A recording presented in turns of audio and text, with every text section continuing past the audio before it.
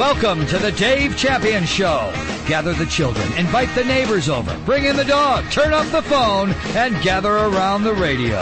It's time once again to demolish Democrats, shame Republicans, horrify liberals, and educate conservatives. Turn up the volume, America. Open the windows and let freedom ring throughout the land.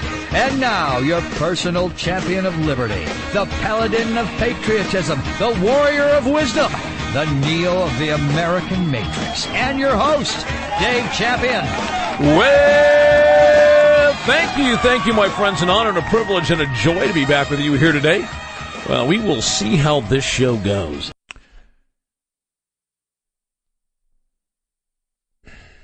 Wondering where to go with this. Not so much where to go, but which point to do first. So I'm just going to get into an article. We'll go from here.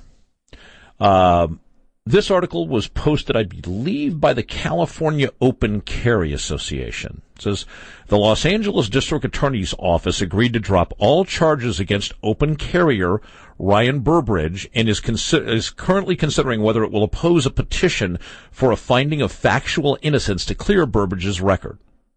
This dismissal comes in the wake of California Bill 144, which is currently pending and would ban the practice of open carry in California, leaving whether or not individuals can carry firearms in any way to the self-defense to discretionary permits issued by law enforcement. On May 24th, 2011, Burbridge was charged with interfering and delaying an investigation for an incident relating to open carry. In January, Mr. Burbridge was lawfully carrying a firearm openly and unloaded in a holster at the Los Cerritos Mall. Burbridge was approached by Los Angeles County Sheriff's deputies, who sought to determine whether the firearm was unloaded. They approached Mr. Burbridge in a secluded hallway away from the view of any witnesses. Now, before I go further, for those of you who may have missed some of the shows where I've talked about California open carry, the way California law is written, it is constitutionally absurd. It is absolutely unconstitutional. If you are carrying a firearm, exposed, a peace officer in the state of California has, under the statute, the legal authority to come over and check to see that your gun is unloaded. Now, clearly, to do that is a detainment. Would you not agree? I mean, if he comes over and says, I need to look at your gun, are you free to go? No. If you're not free to go, it's a detainment. There is no question about it. Is there reasonable suspicion that the gun is loaded? No. I mean, if you can look in the mag well, and the mag well is empty, the only other place that a round could be is obviously in the chamber, correct? Is there any reasonable suspicion that there's a round in the chamber? No, there isn't. There can't be. Because reasonable suspicion in law doesn't mean curiosity. It doesn't mean, I wonder if there is a round in the chamber. Reasonable suspicion means that a reasonable person could believe, or would have reason to believe, or would have reason to be suspicious that a violation of the law is occurring, and that you're the person that's committing that violation. I would posit to you that walking down the street with a semi-automatic firearm with an empty magazine well could not possibly produce reasonable suspicion that there's a round in the chamber, because all visual indicators to the state, all visual indicators all that are available to you is that the firearm is empty. There is absolutely nothing that would make a person suspicious there's a round in the chamber. And that, having some reasonable basis for your suspicion, is what allows law enforcement to detain. So when I get back from the break, I'm going to tell you how this all played out. Stay with me. I'm Dave Champion, back right after these words.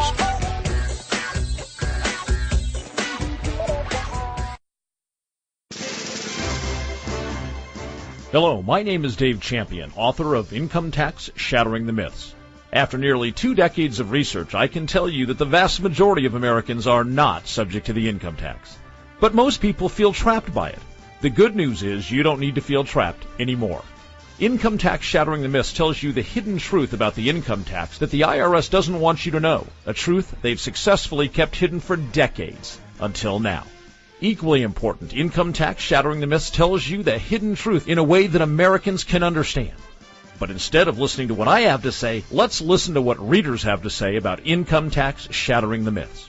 I've read the book. I can tell you that Mr. Champion has done a superb job in documenting the correct application of the tax law. And there's nothing else like it out there. Thanks, Dave. The most amazing information about the income tax that I have ever read. All the Supreme Court decisions, what they mean, and more importantly, what they don't mean. I especially enjoyed the specific parts within the chapter that touched on dealing with the individuals that required me to provide a tax ID number. When I first read the book, I was just plain mad. And then I realized I can get out of this illegal scheme. I'm a non-taxpayer ever since. Great book. Should be required reading in all high schools in America. It's interesting that the Gordian knot of the tax code is really kind of simple to understand once someone finally unravels it.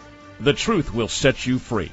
That verse is never more true than when it comes to income tax shattering the myths. Stop being a victim and start being an American. Get your copy of Income Tax Shattering the Myths now by going to www.taxrevolt.us. And when you go to taxrevolt.us, remember to download the free sample pages and sign up for my newsletter. Taxrevolt.us.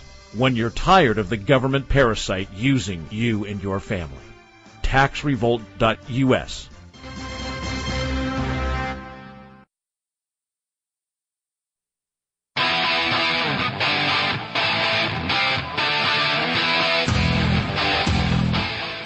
And now, coursing through your ears, into your brain, the Dave Champion Show.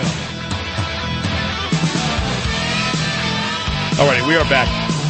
We've been talking about the case of Ryan Burbridge in California. And he was open carrying, and I explained what constitutes legal open carry in California, as disgusting as it is. And so sheriff's deputies approached him, and they approached him in a secluded hallway. Now, he questioned that because he'd been harassed by law enforcement before. So to be in a secluded hallway is not really where you want to be. You want to be out where there are witnesses, right? Of course, this is what's the last thing law enforcement wants, especially if they're about to violate the law. Witnesses. So the fact that they would want to encounter you in a secluded hallway is a red flag right off the bat. And they did exactly that. They started giving him trouble. In that, they started to question him rather than simply doing their job. They started to question/lecture him. And all they have the right to do is say, sir, under the law, we have the latitude in the state of California to check and see that your firearm is unloaded, and we intend to do that right now. And to which Ryan should have said, okay. And by the way, he did. As a matter of fact, he went further than that. When they were badgering him and lecturing him, he just said, guys, your authority here is to check my gun. Will you do that? Let's get this done with. And they did. When he said, let's just do this and quit all the lecturing, they did that. Okay? By the way, this lecturing thing just irritates the bejesus out of me because first of all, they have no authority to do that, to detain you for the purpose of lecturing you. And secondly, I could care less what they have to say. If they say, well, you're upsetting the people around you, I don't care. Well, you're actually making this a lot harder for law enforcement. I don't care. There are people with children in this mall. I don't care. It's like, I don't care what you have to say, so shut up. Just shut up. You want to check my gun, but shut up, please. Your lectures, your platitudes, your point of view, your opinion, I could give a rat's behind about. You're bugging me, you're detaining me, you're in my face, you're doing something unconstitutional to begin with. Just do it and get the hell out of here. Shut up.